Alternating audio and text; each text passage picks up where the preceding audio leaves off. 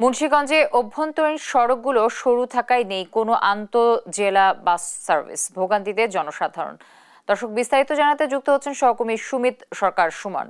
সুমন, ভোগান্তি নিরসনের ব্যাপারে কি বলছে সংশ্লিষ্ট প্রশাসন, জানাবেন এই বিষয়ে। জ্যোতি, আপনি যেমনটি বলছিলেন, আসলে মুন্সিগঞ্জে কিন্তু অভ্যন্তরীণ সড়কগুলি কিন্তু সরু হওয়ার কারণে কিন্তু এখানে আন্তঃজেলার যে বাস সার্ভিস কিন্তু নেই।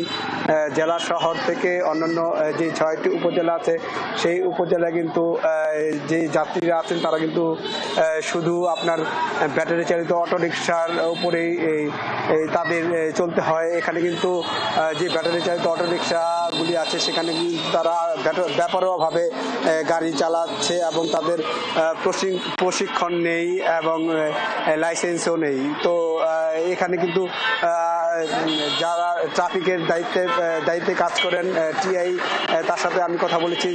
তিনি যেটি জানিয়েছেন যে মুন্সিগঞ্জে প্রায় শহরের 10,000-এর মতো অবৈধ অটোরিকশা চলাচল করে, আর এই কারণেই কিন্তু তারা এখানে আর বেপরোয়াভাবে গাড়ি চালায় এবং যত্রতত্র গাড়ি পার্কিং কারণে কিন্তু এখানে যানজটের মতো সৃষ্টি হয়। তাদেরও আসলে এখানে এই ট্রাফিক নিয়ন্ত্রণ করতে অনেক ব্যাক পেতে হয়। তো আমি একজন যাত্রী, তার সাথে কথা বলবো। আপনি একটু জানাবেন যে এই শহর জুড়ে অটোরিকশার দাপট কেমন এবং এতে করে কি ভোগান্তি হয় আপনাদের? আসলে আমরা মুন্সিগঞ্জ শহরে বসবাস করি। যে দেখেন কি পরিমাণ অটোরিকশা, এখানে আমরা সাধারণ জীবনযাপন করতে পারছি না। যেখানে সেখানে অটোরিকশা পার্কিং করে আমরা নির্দিষ্ট সময়ে গন্তব্যে যেতে পারি না, বাচ্চা কাচ্চা নিয়ে স্কুলে যেতে পারি না।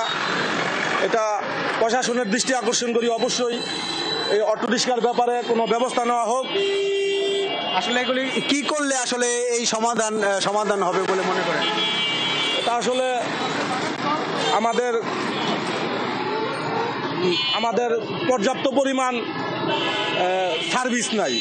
আমরা নারায়ণগঞ্জে যাব, কোনো ভালো বাস সার্ভিস নাই। আমরা মুন্সিগঞ্জবাসী অবহেলিত। আমরা চাই এটার যথার্থ ব্যবস্থা নেওয়া হোক এবং আমরা সাধারণ জনগণ শান্তিতে মুন্সিগঞ্জ শহরে বসবাস করি। অটোরিকশার জন্য যত ঝামেলা, অটোরিকশা অনেক অনেক অনেক বেড়ে গেছে। 5 মিনিটের রাস্তা এখানে 20-30 মিনিট, আধা ঘন্টা লেগে যাচ্ছে। তো এটাই আমার বলা, এটা অতি শীঘ্রই। এটা ধন্যবাদ আপনাকে। যদি আপনি যেমনটি শুনছিলেন, আসলে এখানে কিন্তু বাস সার্ভিস না থাকার কারণে কিন্তু মুন্সিগঞ্জে কিন্তু প্রায় জেলা সদরে প্রায় প্রতিদিন কিন্তু 50,000 মানুষের এই জেলা সদরের বিভিন্ন অফিস আদালতে আসেন। তারা কিন্তু আপনার এই অটো রিক্সা করে আসতে হয় এবং সিএনজিতে করে তাদের রিজার্ভ করে আসতে হয়। এতে করে যাত্রীদের কিন্তু অনেক টাকা খরচ করতে হয় বলে আমাদের এখানে জানিয়েছেন। তো এই ছিল আমার কাছে এই আন্তঃজেলার বাস সার্ভিস থেকে মুন্সিগঞ্জ শহরের সুপার মার্কেট এলাকা থেকে সর্বশেষ খবর। জ্যোতি, আমাদের সহকর্মী সুমিত সরকার সুমন যুক্ত ছিলেন মুন্সিগঞ্জ থেকে।